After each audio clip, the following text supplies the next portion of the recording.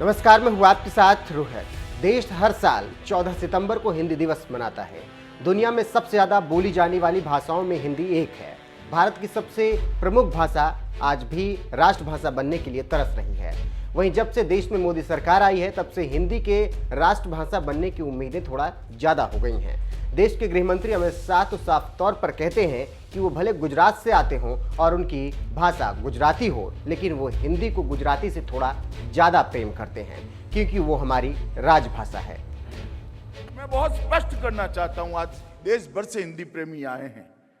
बहुत प्रयास हो रहा है हिंदी और स्थानीय भाषाओं के बीच में विवाद चल रहा है, एक राजनीति खड़ी। मैं बहुत मन से मानता हूं, मैं भी हिंदी भाषी नहीं, गुजरात से आता हूं, मेरी मातृभाषा गुजराती है, मुझे गुजराती बोलने में कोई परहेज नहीं है, मगर मैं गुजराती जितना ही प्यार, बल्कि इससे थोड़ा अधिक प्यार हिंदी को करता हूं। हिंदी और हमारी स्थानीय भाषाओं के बीच में कोई अंतर्विरोध नहीं है। हिंदी सभी स्थानीय भाषाओं की सहेली है, सखी है, और सखियों के बीच में कभी अंतर्विरोध नहीं है।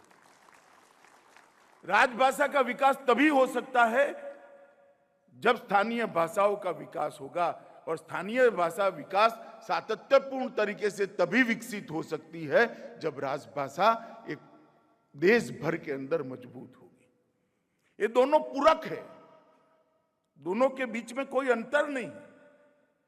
तो राजभाषा विभाग का काम है कि स्थानीय भाषाओं को हम मजबूत करें, और देश की जनता के, देश भर की जनता का ये लक्ष्य होना चाहिए कि हम राजभाषा को मजबूत करें। अब जिस देश के गृह मंत्री ये कहते हो कि क्षेत्रीय भाषाओं के साथ साथ हिंदी भाषा के लिए थोड़ा ज्यादा प्यार है, उससे समझा जा सकता है कि आने वाले वक्त में हिंदी को राष्ट्रभाषा बनाया जा सकता है।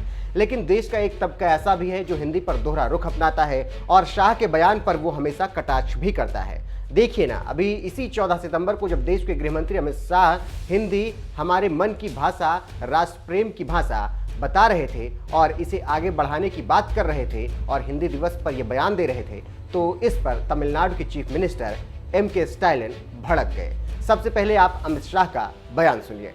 महात्मा गांधी ने राजभाषा के लिए एक ही वाक्य में बहुत सुंदर उसकी जरूरियात का व्याख्यान किया था।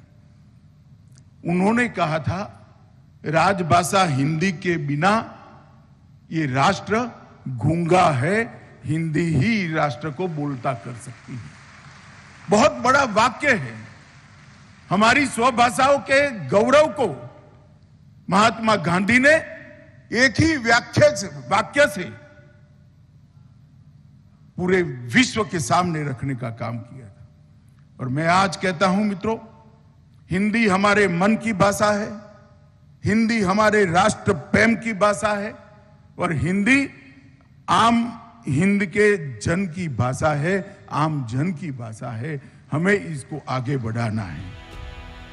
अब शाह के इसी बयान पर M.K. स्टालिन भड़के हुए हैं और उन्होंने इस पर बयान देते हुए कहा है, केंद्र को संविधान के 8वें शेड्यूल में दर्ज सभी 22 भाषाओं को आधिकारिक भाषा घोषित कर देनी चाहिए। हिंदी ना तो राष्ट्रीय भाषा है और ना ही इकलौती आधिकारिक भाषा। हमें हिंदी दिवस की जगह भारतीय भाषा दिवस मनाना चाहिए।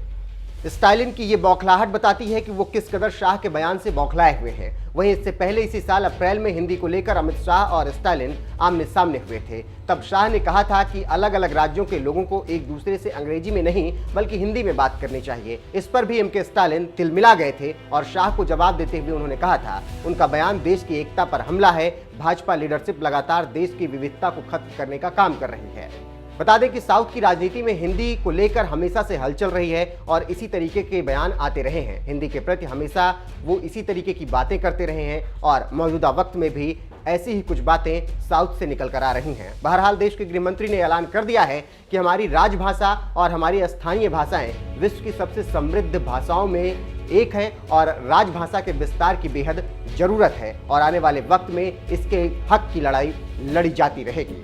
हमारी राजभाषा, हमारी स्थानीय भाषाएं विश्व की सबसे समृद्ध भाषाओं में, और जब तक हम ये बात का संकल्प नहीं करते कि इस देश का शासन, इस देश का प्रशासन, इस देश का ज्ञान, इस देश का अनुसंधान हमारी भाषाओं में होगा, राजभाषा में होगा, तब तक इस देश की क्षमताओं का हम उपयोग नहीं कर सकते हैं। मित्रों, ये सब चीजों को आज संकल्पित करने का दिन है।